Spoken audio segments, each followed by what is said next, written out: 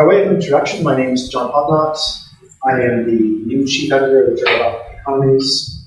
I have a long history in both the Journal and the Center. I'm not going to tell you how old you are, but I will say the Journal has, I think, about 33 or 34 volumes at the moment, going back to the early 1990s. I was there at the meeting when the first number of the first volumes launched. Wow. I previously been managing editor for the Journal, and I've also served as an associate or equivalent editor at a number of other journals. The purpose of this presentation, it's actually the same one that you gave 2 days ago, is that some of you may have had the experience where you send a paper off to a journal, it comes back, and you get rejected. And it gets rejected, and you don't really get a whole lot of information, right? You spent like 6 or 9 months working on this thing, you get 3 or 4 sentences saying, no, thank you very much, we're not going to take it. And the whole thing is kind of a bit of a mystery. If you come from an institution where there are a lot of people who are publishing, there are people you can go and talk to. But instead, if you come from an institution where you don't have that kind of background or resources, the whole thing ends up just being essentially a mystery. And so, really the purpose of this presentation is just to walk you through some series of aspects of the publishing process, particularly as it relates to people who do work on African economic issues, to try and demystify this on the one hand, and at the same time also give you guys some ideas about things that, for example, editors and referees are looking for when they read papers. So that's what our goal is. I'll talk for about 20 odd minutes or so, and then we'll just open up for Q&A. Just so you guys know, the center is actually recording this presentation. We're actually going to put it up on our website for the journal to make this more widely available. I just want to make sure everybody's kind of cool and okay with that. So, with all those things, let's start off with a bit of discussion about how the editorial process generally works. Okay? There are some variations across journals, but by and large, it goes something like this. As you guys know, when you submit a paper, you submit it on an online portal, and pretty much all journals will ask you for the following things. The first is obviously the paper itself, manuscript. You'll be asked to provide an abstract, which is typically a short summary of the paper. Varies in length somewhere between 100 to 250 words, depending on the journal. You're asked to provide keywords. And essentially, these are words that people can use to search on when they're looking to research on the topic that you've written on. So you want to be a little mindful about what those should be. Okay? Some of them are going to be straightforward, right? If I'm writing a paper on Ethiopia, for example, I'll make one of my keywords Ethiopia. So when someone is searching for papers in Ethiopia, they're going to come across one. So that's what the keywords do. You're asked to provide information on your authors, who they are, their email addresses, and so on. And this is partly so journals can track who's actually submitted to the journals. It's also because, of course, we want to make sure, in fact, everybody who's on the paper as an author really is an author of the paper, haven't had their name stuck on by somebody else. So that's why you have that. And then finally, you're required to make a series of declarations along the lines of, honestly, this really is my work. We produced it ourselves. You may be asked to indicate whether or not you have conflicts of interest. You can only submit a paper to one journal at a time, so you make a declaration about that, and so on. So those items are all pretty much standard across all journals. Other journals will sometimes allow you or require you to include some other material. One of which is maybe supplementary appendices. Okay? As you guys know, journals oftentimes have restrictions on the length of the paper. You may have more results than you can fit into that. It's perfectly appropriate to have an appendix where you actually provide those results. Some journals request a cover letter, some don't, some make it optional. A JAE is optional. Honestly, you read them really fast. I wouldn't necessarily, unless you're specifically told to, I wouldn't put a lot of work into those. Sometimes people are asked to put in Journal of Economic Literature codes. Again, these are codes people use to search on papers. Some journals will ask you to put your figures and tables into the manuscript itself. Some people will actually ask them to upload them separately. So essentially, when you go on to submit the paper, this is basically these are the materials you need to provide. So the kind of real key question for you guys is then to say, well, what happens next? And generally what happens is there is an editor within the journal who does an initial assessment. In the case of Journal of African Economies, that's me. And what I do is I actually read or scan every single paper that comes in. We get somewhere between 400 and 500 papers a year. Yes, there's a lot of papers to look at. But I do a quick read, checking for suitability and fit. Okay? What I mean by this, not that long ago, got a paper submitted to the journal that talked about the chemical properties of sodium bicarbonate. I have no idea why those authors submitted a science paper to our journal. Clearly somebody made a mistake. That was just a very straightforward one that fit, not being appropriate. Another example, so a paper not that long ago was someone wanted to estimate the relationship between inflation and unemployment in a particular country. The kind of a Phillips curve type relationship. They had observations for 10 years, annual observations. They had 4 regressors in their regression, 4 regressors in the equations they were estimating. Clearly badly under-identified, underpowered. The paper's never going to really be done totally from scratch. Again, it gets rejected at that point. I then send the papers to one of our managing editors. So at JAE at the moment, we have about 9 or 10. Most development journals have somewhere between 9, 10, maybe 15. And the managing editors are the people who handle the paper. And they're assigned based on their expertise. So for example, we have several people at JAE, for example, who work on labor, obviously, and a lot of labor papers, we have 2 people who work on trade, and so on and so forth. And this first review, as you're going to see, is really, really important. They read the full paper, but they focus on 3 questions. Is the research interesting, novel, important? And I read your introduction and I say, oh, this is something new that we haven't seen before. Is the research likely of interest to readers of our journal? Okay. People who actually want to actually learn about this. And does the paper appear to be competently executed, particularly in terms of the writing, the methods, the econometrics? At this point, the managing editor might decide to do something called a desk rejection, which means they reject the paper without it going to reviewers. In our case, we'd like to provide a brief explanation as to why we're doing that. Or they send it out to reviewers. And the norm in journals is to send it either to 2 referees or sometimes 3.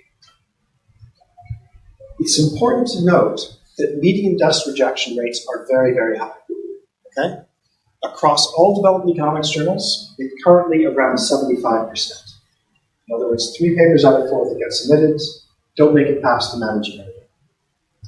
Now, we'll come back in a little while to a couple of things that you guys can focus on in your own papers to be aware of this. But it's also important to recognize that basically this is what happens kind of very generally. And there are 2 main reasons. One of which is if I, as a managing editor, look at a paper and think, I can already see 3 or 4 flaws in the paper, which mean the paper really can't get published in its current form. It makes no sense to send the paper out to reviewers, to wait 3 or 4 months, for those reviewers to come back and tell me what I already know about the paper. Okay? It just means you're left hanging around for 4 months before getting a decision, rather than getting one which is more immediate. So on the one hand, it's kind of crummy to actually get a rejection back so fast after the paper is submitted, to be clear. But it's better to have that happen than to be forced to hang on for months and months waiting for a decision. The second part, and the second reason for this, is to be honest, is that there are only a limited pool of qualified referees. All journals, including ours, find it difficult at times to actually get people who would willingly agree to referee a paper, which means we have to use our pool of referees very judiciously. And so that's the other reason why, in fact, desk rejects end up so high. I've had papers desk rejected. I'm sure there are people in this room who have papers desk rejected. I think many of you guys will know the work of Angus Deaton, famous development economist, Nobel Prize laureate. Not only do I know for a fact that he has had papers which have been desk rejected, he once had a desk rejection 15 minutes after he submitted the paper. And his rejection came so fast, he actually wrote back to the journal and said, I'm sorry, there must be something wrong with your software. You just rejected my paper. To which the journal wrote back and said, oh no, there is no mistake. We are rejecting your paper. The paper is what they call in the United States deaths of despair. It was an incredibly powerful, important paper in public health discourse in the United States. There's like 4,000 citations. It clearly ended up happily for him. But all of which is to say is if you've ever felt the pain of having a desk project, you are not alone. Okay? It does really happen to everyone. So, managing editor either decides to desk reject or send it to reviewers. If they send it to reviewers, some journals just say, take a look at this paper. Other journals are a little more specific. In our case, we're moving to giving our reviewers much more detail on what we're looking for in the reports. And essentially, we're looking for three things. First of all, what is the contribution of the paper? How does it advance knowledge? What are we learning from this paper that we didn't know before? And importantly, are there people who are interested in this? Is it going to be a broad audience? Is it going to be a narrow audience? Maybe it's a narrow audience, but maybe an influential one. Tell us, in some sense, what is that contribution? Who is interested? The second part are what we describe as essential points. What are features of the paper that are going to prevent it from being publishable now or potentially ever publishable? Okay? To put it kind of more colloquially, what we're asking for here is to say, are there serious flaws in the paper? Or are there fatal flaws? Are there flaws which are so bad, in fact, the paper really has to be rejected? Or are there serious problems with the paper, but we think those problems can be addressed, and we think the paper is important, makes an important contribution. So that's what we mean by the essential points. And then the suggestions are essentially everything else. Are there other ideas or thoughts you have which could make the paper better? Maybe those suggestions are actually asking authors for additional work, but we're all mindful that papers are getting very long in economics. So we're also going to tell our reviewers going forward that they can also say, you know, there are things that the authors could take out for sure. So make the paper a little easier. Paper goes to the reviewers write back. And at this point, what happens next is kind of paper and journal specific. With this, there are kind of three possibilities. One of which is that the reviewers might write back and say, this is an awesome paper, you should publish it. That would be great. Honestly, it doesn't happen very often. What happens more often is the managing editor can say, well, I can see this paper has potential. I can see where it has some problems. I think those problems can be addressed. So I'm going to allow the authors to revise the use of the paper. Or instead, the editor might say, you know, the problems with this paper are just sufficiently so severe, I can't see how that can be fixed. I can reject it. If the revisions are requested, what the managing editor does is they send the authors a letter. They attach the referee reports, but they also should be clear about what are the revisions which are needed. Okay? But a good editor will actually give you guidance at this point about what are essential points, what are somewhat more optional points. When you then revise the manuscript and send it back in, this is something which I can't emphasize enough, you need to provide a point-by-point response to what the comments or the concerns the referees have made. Okay? And there are a couple of reasons for this. Imagine you're asked to referee a paper. You spend 6 hours on the paper, you send in your report, the authors submit a revised version, and you have no idea if you... She got the paper rejected. I kind of guessed. Imagine you spent like 6 hours on a report, and you get the paper back to look at it the second time, and you have no idea if the authors have actually taken their stuff seriously. If that happens to me, I'm really mad at it, right? You know, I don't mind doing all the refereeing work, but I can't annoy getting blown off, okay? So part of this kind of just basically professional courtesy. The other part, to be honest, is that if you do a proper point-by-point response, you're going to increase the likelihood that the paper gets accepted, okay? And the reason for that is the managing editor and also the reviewers can see, okay, this was what was identified as a problem. This is how I solved it. This is where in the paper you're going to find the solutions. Okay? So you can think of this point-by-point response as almost as if you're having a conversation with the editor and the reviewers. And the better you make that conversation, the more persuasive the revisions are. The paper might go back to reviewers after you've done this resubmission. The editor might make a decision. It depends a little bit on the status of the paper and also on the journal. So that's how the editorial process generally works. Now we're going to talk about, in particular, how you could actually structure your papers to maximize the likelihood that, at least, at the very least, they're going to get past the desk reject. Ideally, they're going to be accepted. In my mind, the structure of a good applied paper looks something like this. You have an introduction. You may have a model or conceptual framework, depending a little bit on your topic. If it's an applied paper, you definitely have a section on context, on data and methods. You have one section where you describe your results, let's say descriptive statistics, core result in the paper, maybe some robustness work. You then maybe have another section on extensions, then conclusion, references, supplementary findings. Now, so for example, when I've reported on results of RCTs that I've run, the context data methods are describing the RCT. My results, my core results are like my basic kind of key result that I was looking at, asking my RCT to address. And maybe, for example, in my extension section, that's where I talk about the mechanisms that underlie results. That type of structure.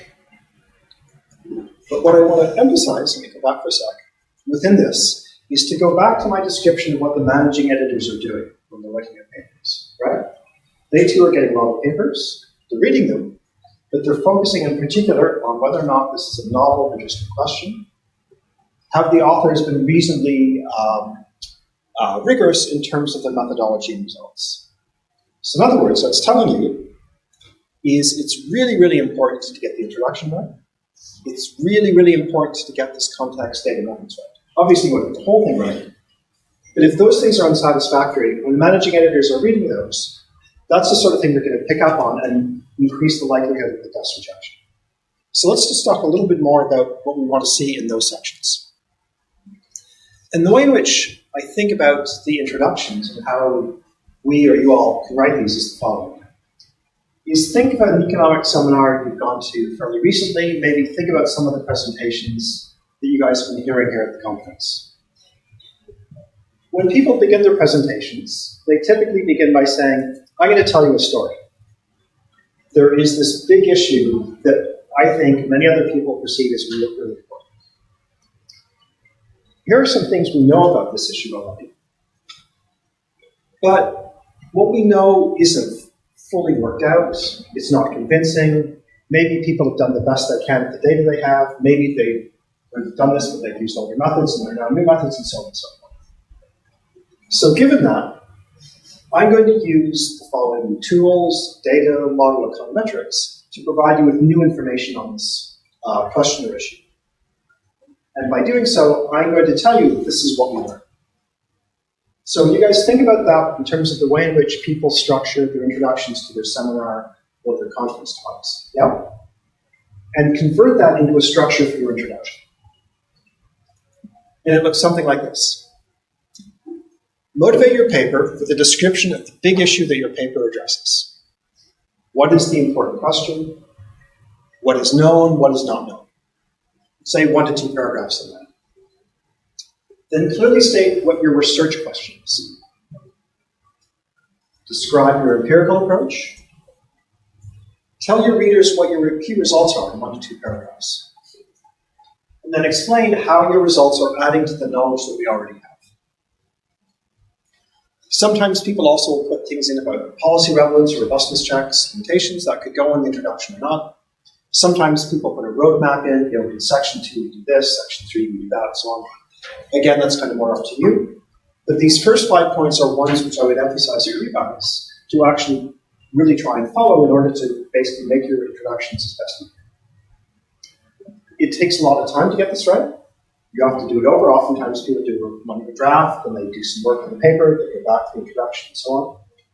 In my case, it's not unusual for me to rewrite my introductions 5 or 7 times before I think I have them right. But clearly, because in order to get past this desk reject part, it's really important to get that in good shape. One question that arises from this is, do you need a separate literature review section?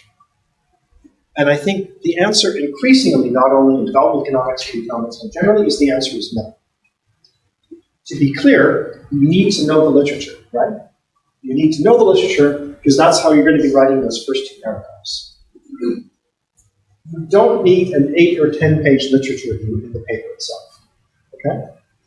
Providing the key references, the introduction, works fine. But honestly, long literature reviews just basically are taking up a lot of space, which could otherwise go to results, robustness checks, and so on and so forth. In the paper I described earlier, unfortunately, where the author was looking at the Phillips-Gill relationship, his literature began with Keynes in the 1930s, and then went to Phillips in the 1960s, macro controversies in the 70s, new work in the last 15 years. It went on for 8 or 9 pages. Okay?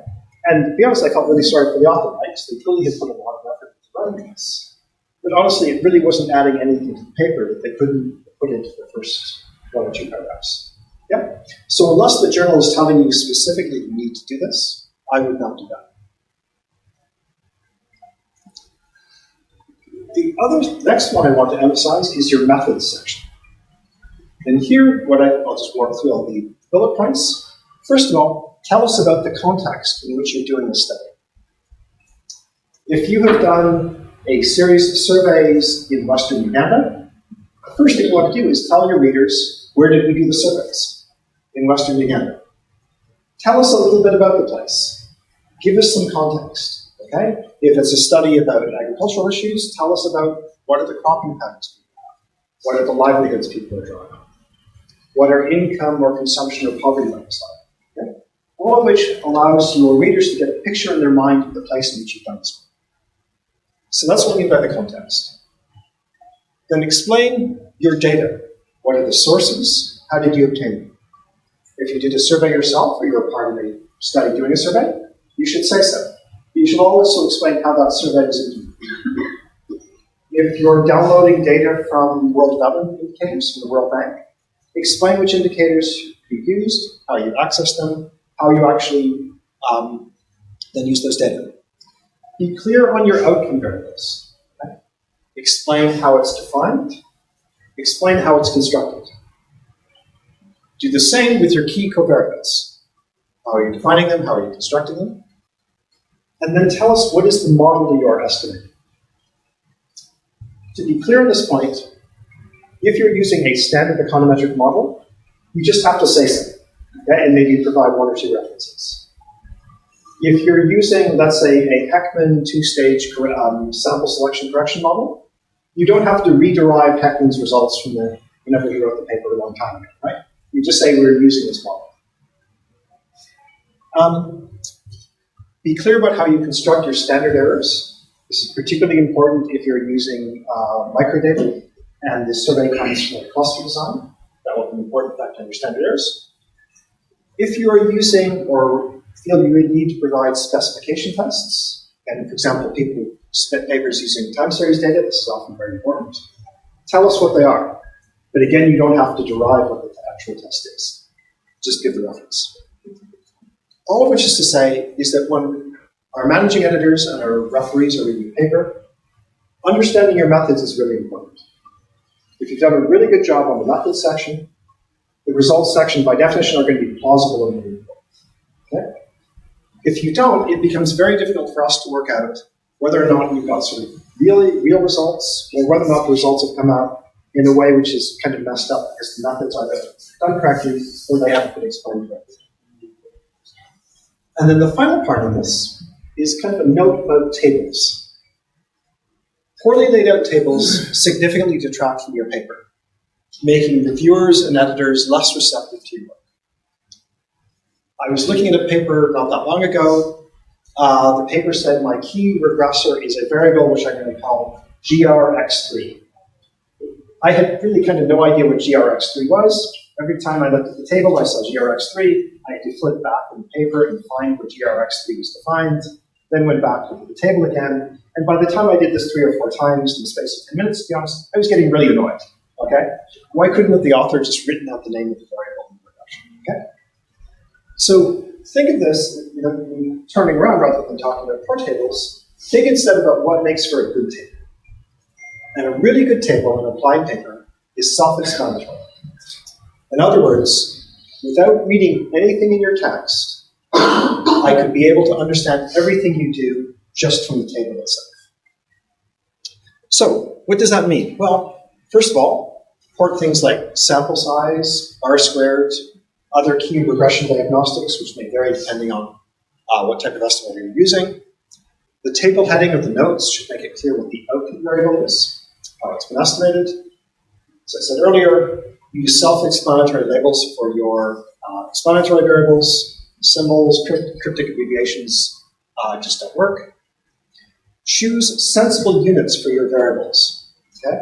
So you don't have coefficients like 13,576, which is kind of hard to interpret, or 0.00453, also not so intuitive. And the one which I intensely dislike is the coefficient 0.000. Okay? I have no idea what that means. Yeah? Adjust your units so your coefficients make sense.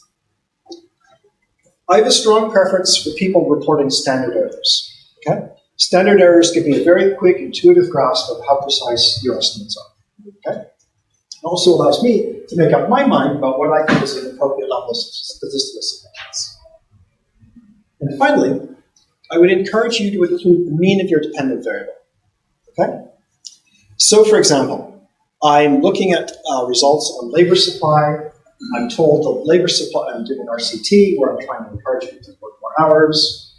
My labor supply in my control group is 20 hours a week. My coefficient of my treatment is 3.2. That tells me right away that basically the effect of the treatment is to raise labor supply by 3.2 hours per week, and that's a roughly 15% improvement. Yeah? And I get all of that just by looking at the table.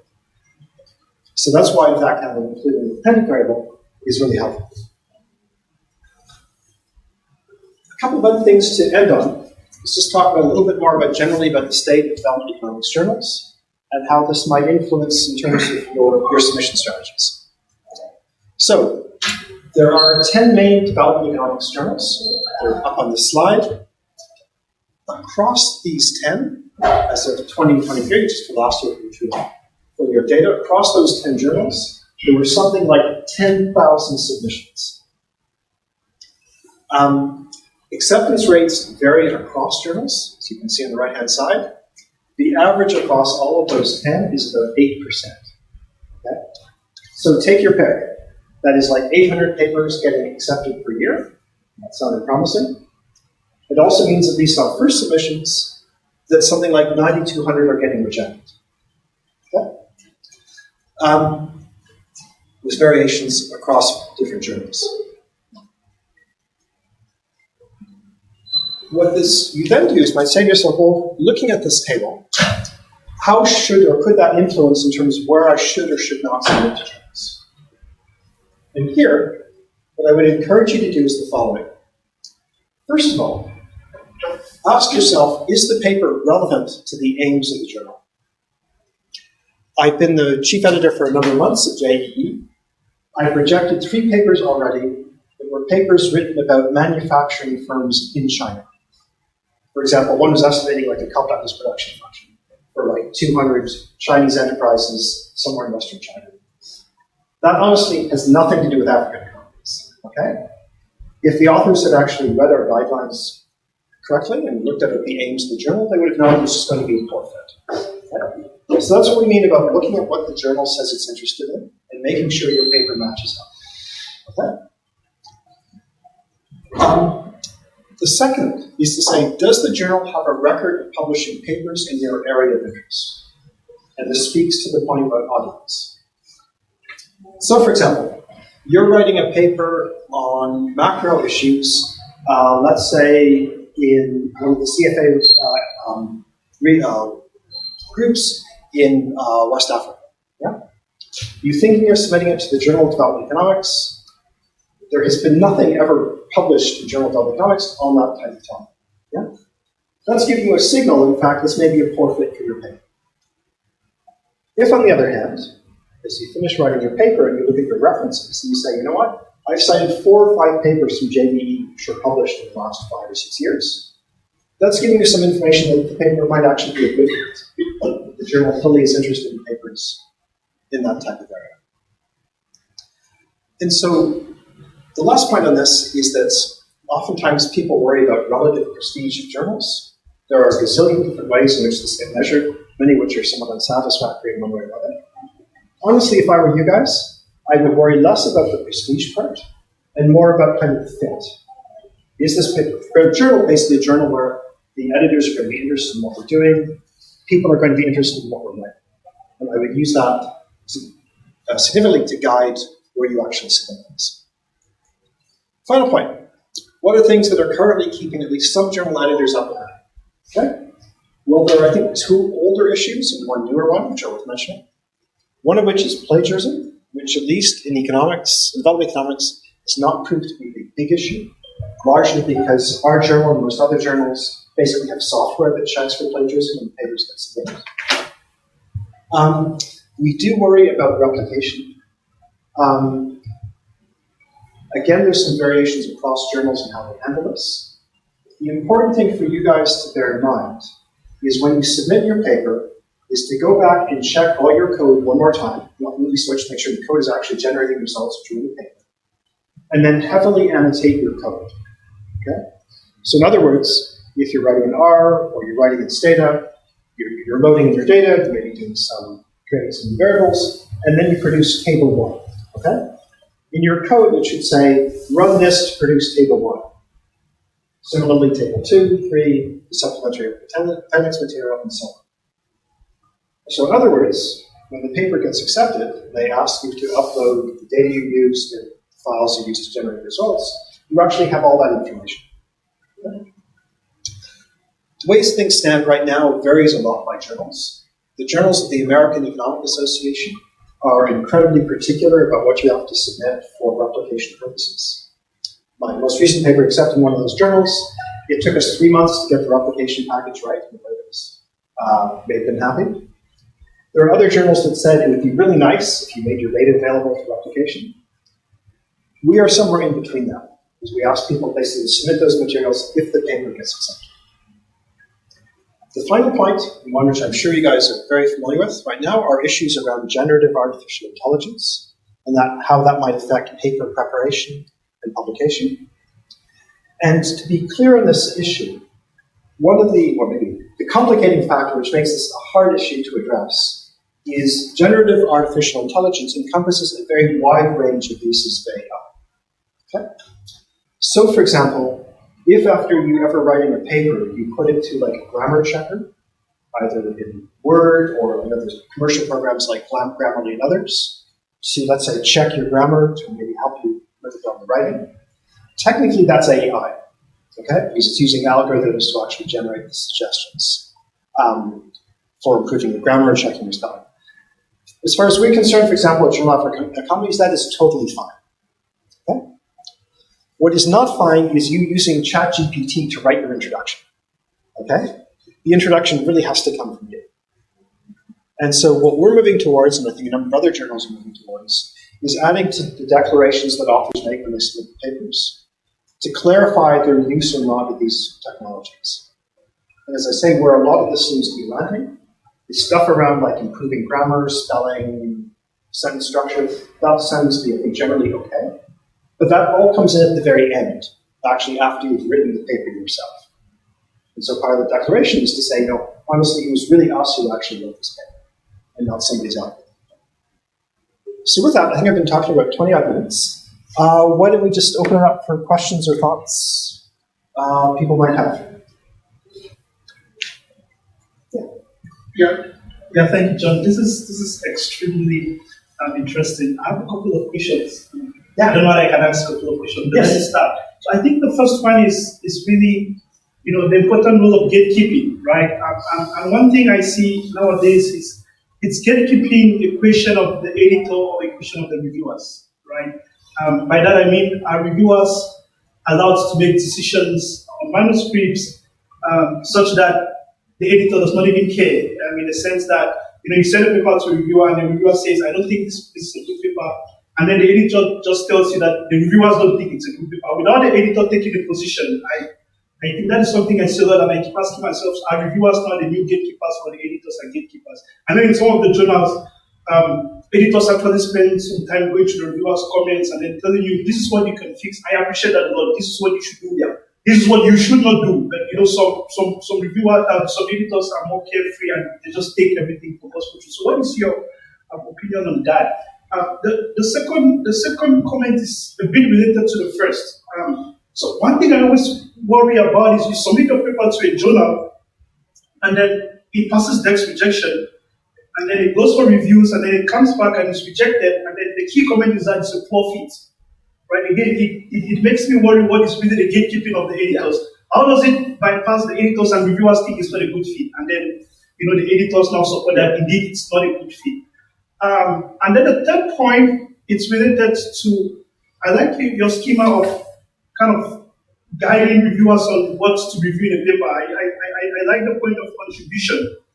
So my question here is, so if you as the editor, you think your paper is good for review, can the reviewer challenge the contribution of that paper? That is something I'm not clear about, because I feel like if your paper gets to the editor determines whether the contribution is good enough to go for reviews. But if that paper comes back and the reviewer is only arguing that I don't see any contribution of the paper, then I'm asking myself, what is the real job of the editor in that first step before sending the paper to the reviewer? So I'm going to be just kind of perfectly frank and open in answering those questions. And if I missed part of it, just tell me and I'll go back again. So in our case, when I assign papers to managing editors, I do as much as I can to get the editor who's got expertise in the topic to actually be the person handling it. There's a whole reasons for that, one of which is this point about them assessing fit. Okay? Is that because they've got the expertise, they can actually judge that much better than I can, for example. A consequence of that is they also should be reasonably adept at actually finding the right reviewers for the paper. And if it's gone past the dust reject, ideally you don't get a rejection subsequently based on poor fit for the paper. And if that was going to happen, that should happen in the initial presentation. On the other hand, to be honest, sometimes we make mistakes, okay? And particularly if the paper's kind of at the edge of our area of expertise, we might think this is a solid paper, it's got potential, but then the reviewers write back and essentially tell us we're wrong. So we try and minimize that, but obviously we're not going to be able to guarantee it. In terms of gatekeepers, to be very clear, we take our reviewers' work really very seriously. But in our case, certainly the managing editors are the ones who have discretion, decision-making power about whether or not to accept, reject, ask for revise, and resubmit. And so what that means is that sometimes reviewers will come back, and if nothing else, they just kind of feel sorry for the authors. So they honestly think if really paper should get rejected, but they say, oh, I'll do a revise and resubmit, is my recommendation. And maybe both reviewers do that. And then the managing editor looks at this and says, honestly, I look at all the concerns my reviewers have. They're kind of trying to be nice to the authors, but I think this is just going to be too much to ask in terms of reviewers. So they actually do a reject, even though the recommendations were revised and resubmit. But it also works the other way. That we've had papers where the reviewer, we think, has been excessively harsh in their assessment.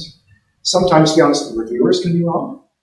And so we've certainly had cases where we've come back where someone said reject, maybe somebody else has said revise and resubmit, and we actually send the paper back out.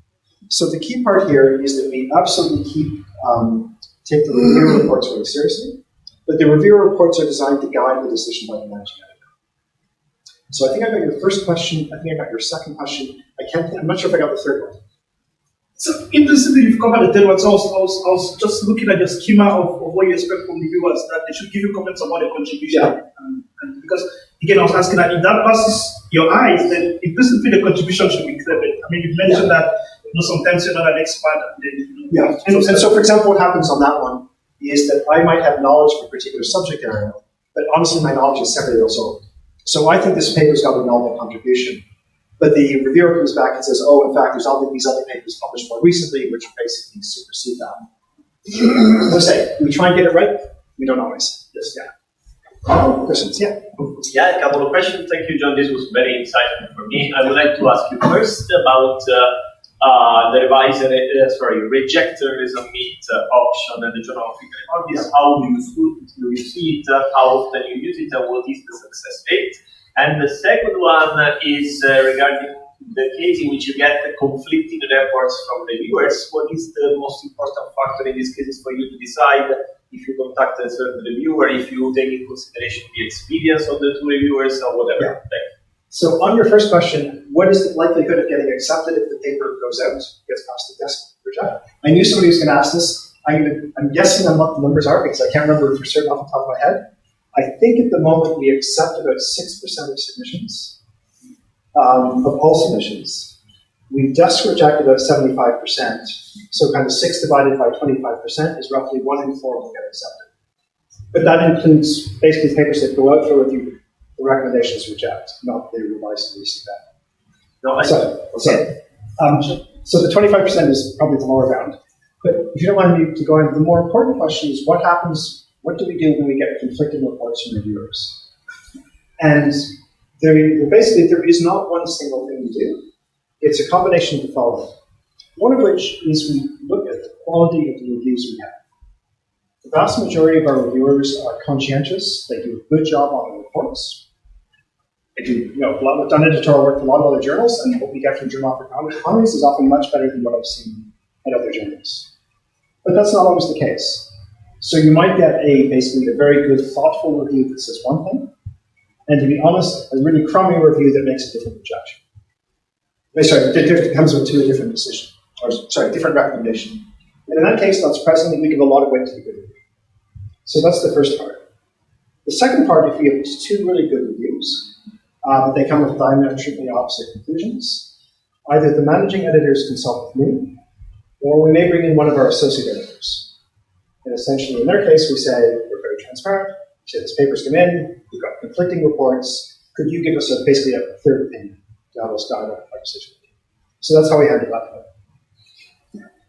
And so I wish I could get the numbers better off the top of my head, but I don't have it yet. Yeah. Okay, other questions, thoughts? Yes? Mine is more, okay. Yeah. Mine is more about, what about now publishing in general interest journals and not development journals? And I guess that's 2 parts. One of them is, some development research can be general interest just because it's so novel and everybody should know about it. Yeah. Or we might actually be studying topics that aren't development economics, but it happens to be in Africa. Yeah. So it really should not go into a development journal, but general interest. Right. And so do you have recommendations on that? My experience of the second one is if you did the same project, let's say a lab experiment, if you do it with American students, it's general interest. If you do it in Africa, it is somehow development economics, the same experiment. So do you have recommendations on both of these parts?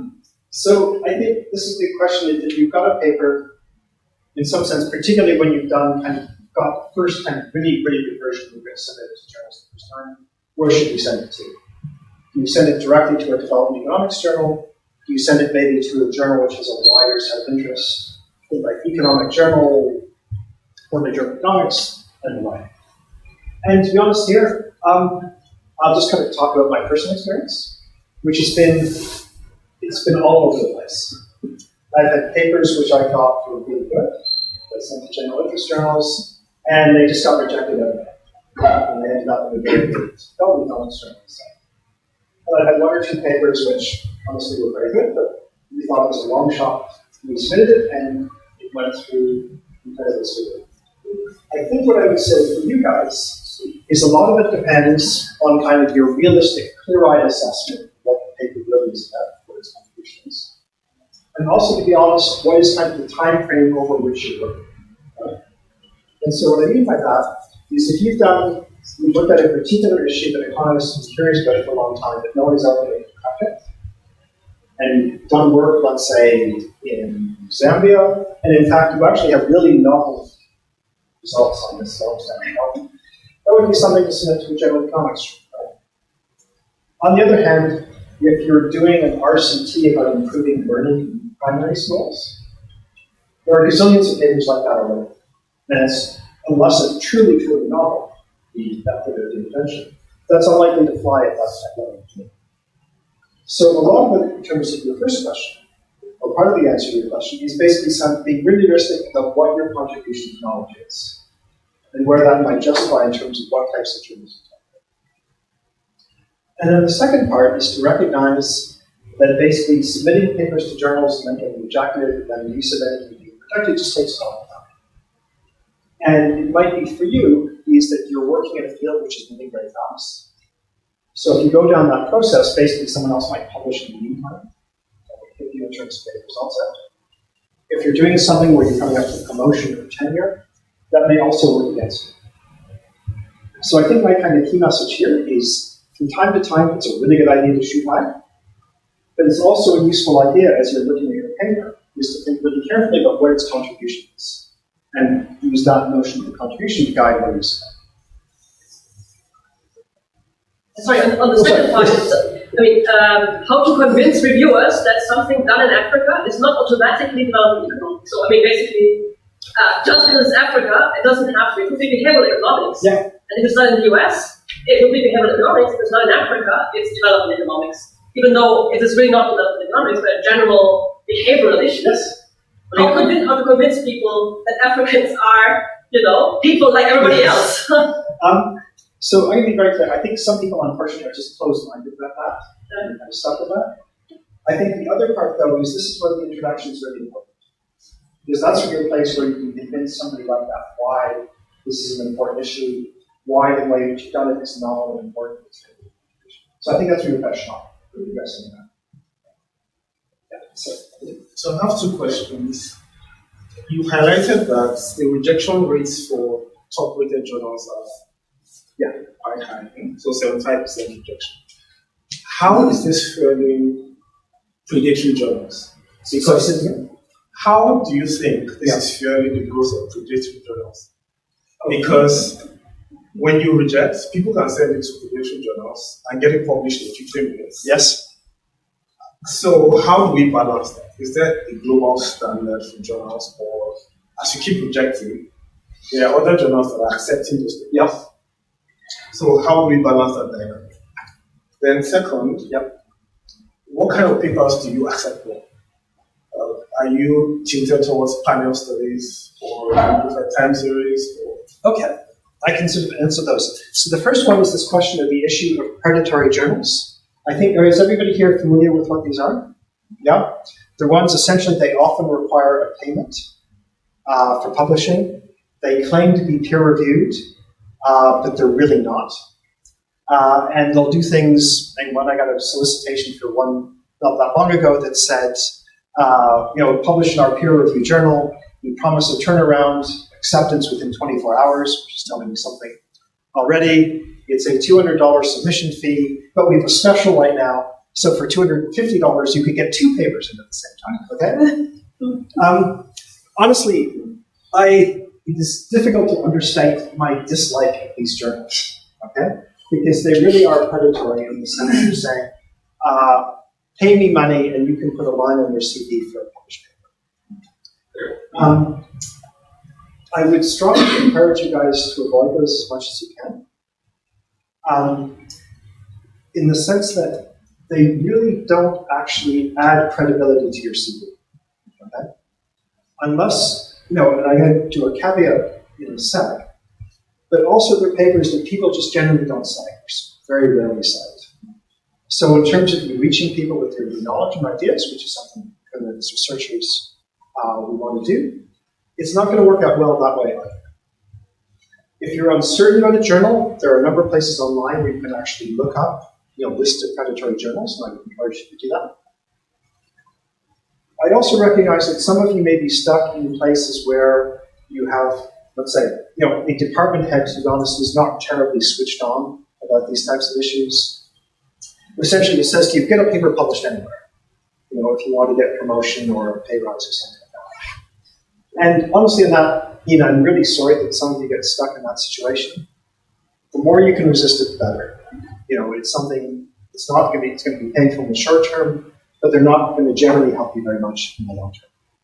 So that's the predatory journals. In terms of topics, one of the things we feature with the Journal of African Economies is obviously we talk about African economy issues. We're very broad in what we consider. So we consider both micro and macro and trade papers.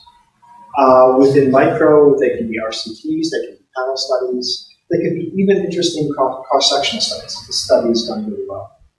So we don't have a strong kind of initial screen in terms of topic that we do some topics more than others. Having said that, within some of those broad areas, there are some parts where, in fact, there's quite a big body of knowledge already. So one example is, many of you guys will be familiar with, in trade theory, is the notion of a gravity model of trade. There are hundreds of these gravity model estimations for every country in the world. Okay? So a paper that you write that says, I'm going to write a gravity model about trade between Ghana and Nigeria, honestly, it's been done, or it's been done so many times, or something similar. It's just very hard to sort of meet that criteria based on the nominal contribution. Okay? So topics, we are wide, but we want to actually see people do something new, and not in some sense do something which loads of other people have already done. Well, that was really helpful. Thanks. Yeah. Other questions? Yeah. Firstly, thank you for your presentation. But I have two questions. Firstly, I wonder to what extent do journals like JAE would consider descriptive papers when there is no causal research done in the paper, but still show an interesting finding. My second question is, to what extent do you consider global comparison papers? For each continent, there will be one or two countries, maybe only one in African continent, but still they compare the findings. Yeah. Okay. So on that, the first question is, what about purely descriptive papers? And I'll just give you a couple of sort of initial thoughts and examples.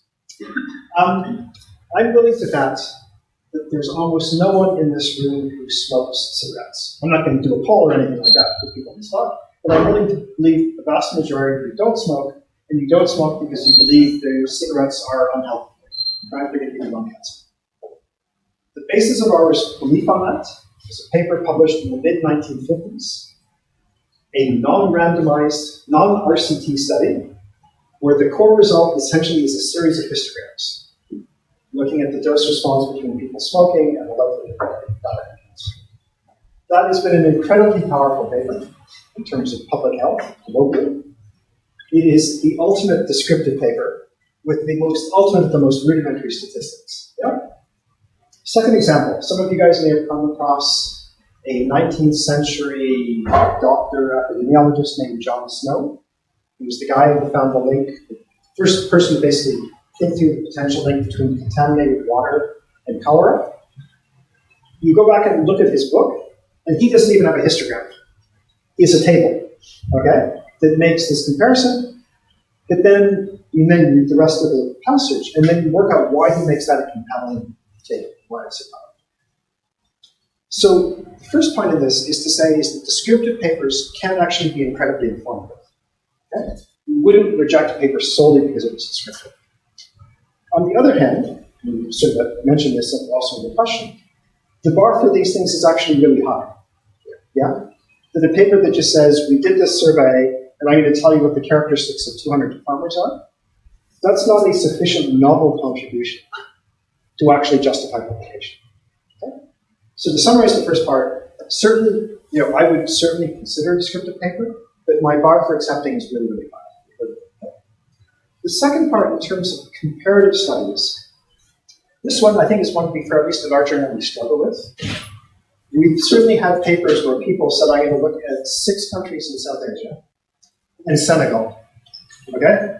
And then going to say, this makes us a paper about African economies. And honestly, it's not. It's really a paper about South Asian economies where we tossed them in Africa. Okay? So again, it's hard for me to give like a really kind of strict or hard and fast rule. But the key part of this paper really has to be about Africa. Okay? And that's kind of the guiding point, whether or not we look at it. Okay, thank you. Yeah, and we can discuss that. So I want to pick up from where you stopped, but kind of in a more provocative direction. So, I'm like you, I really hate predatory journals, and they're not good for us, they're not good for science, they're not good for scholarship. But I think there's something we can learn from them to improve the way, the peer reviewing process is done in our mainstream kind of journals.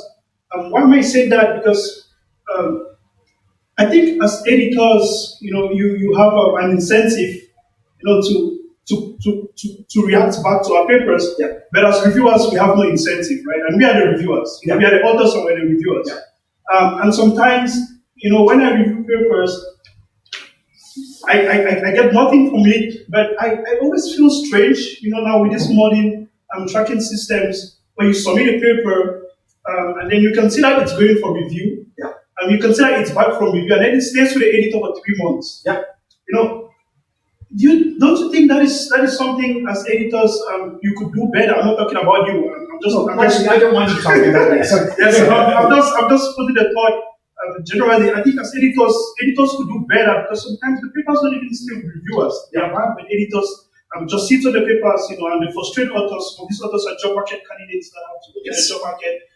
Some of the authors belong to institutions that need these papers to get promotion. What are your thoughts on that?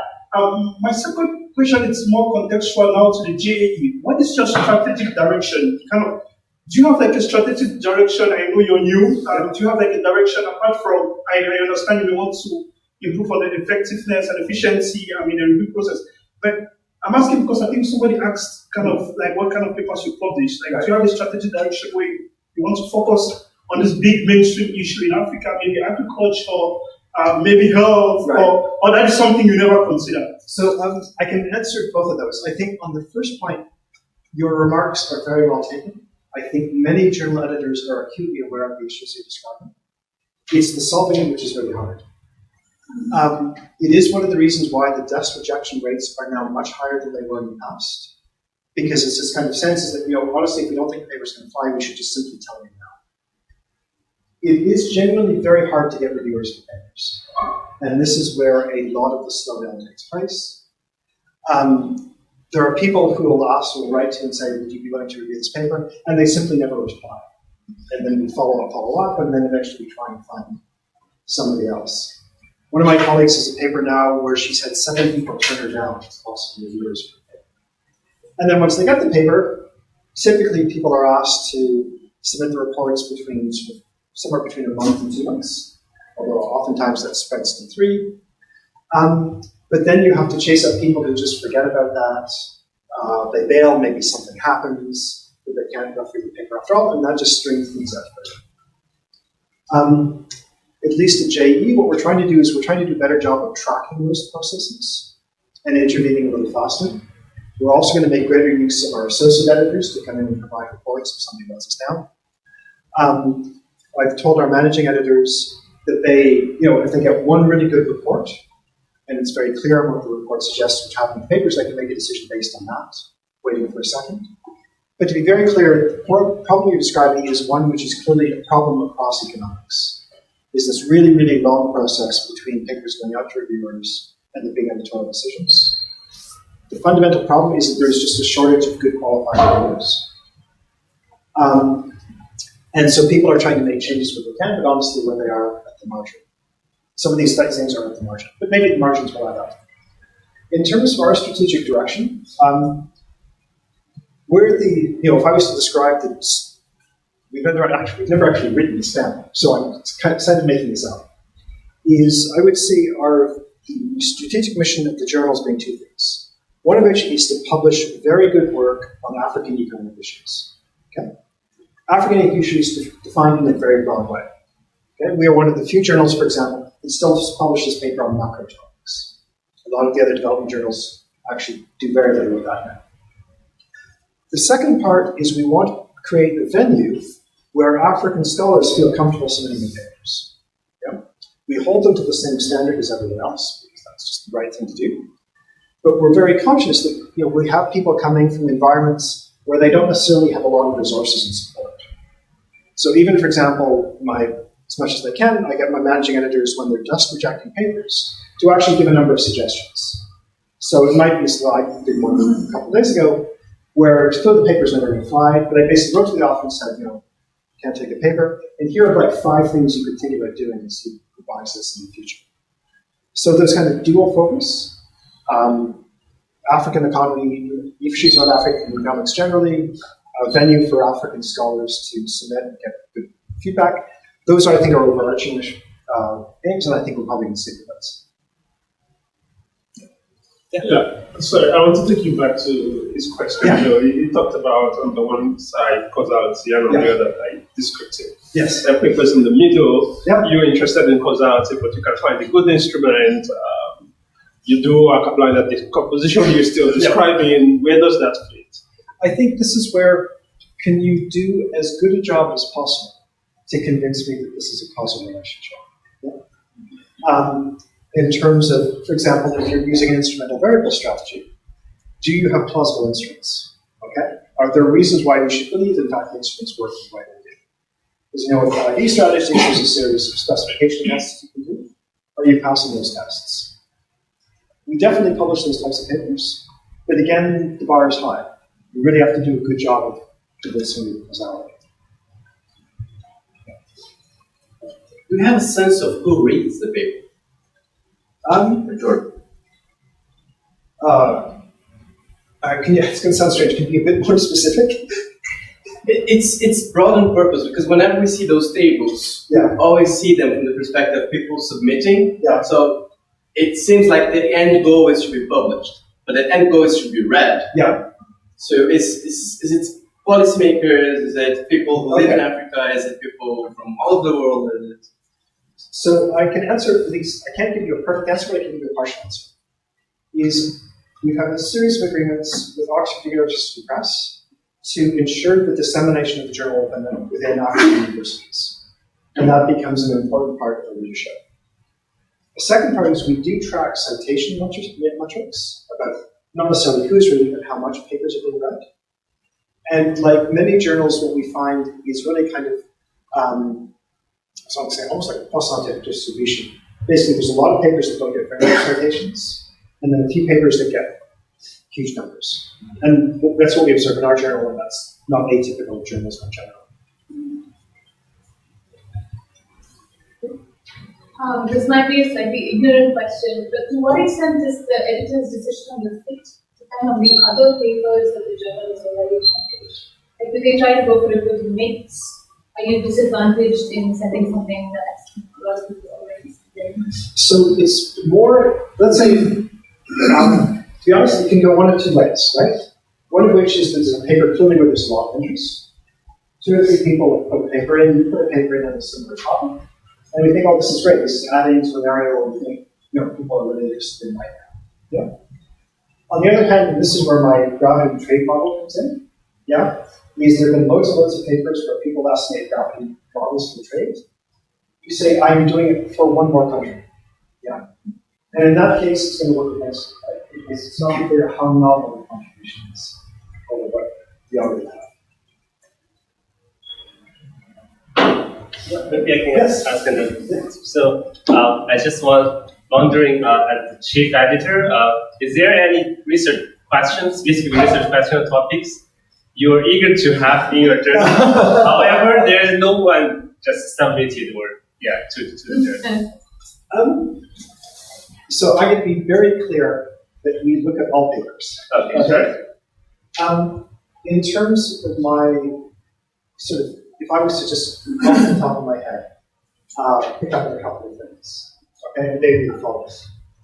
One of which is if we look at how Africa is changing over time. What struck me, back and forth a long period of time, is actually how rapidly the continent is urbanizing. Yeah. I can't remember the statistics for different countries, but it's clear urbanization is happening at a far faster rate in Africa than it has historically in South Asia or certainly Western Europe or the Americas. That's creating a whole series of new economic issues, right? How are people making their livings? What are the factors which allow some people to migrate to cities and be successful? Why aren't others? How are labor markets changing? Are there aspects of labor markets which we can improve to make this process actually work better? And to be clear, I'm not advocating that you guys run out and do an RCT on labor markets, right? But more saying that I see in my mind that this is a big issue. Yeah? Urbanization is happening. It's got lots of economic drivers and consequences. I'm not sure we understand those as well as we should. So that would be one. Second, again, we all know this, is there are significant issues around climate change. Okay? How are those climatic factors and how they're changing affecting a whole range of economic outcomes? Okay? And what are some of the broad consequences of There's some parts, for example, where we envisage that ultimately it may not be possible to do any certain work, right? Because it's so hot or so dry. Big environmental questions, how that relates to things like production, agriculture, there may be impacts of the health and schooling.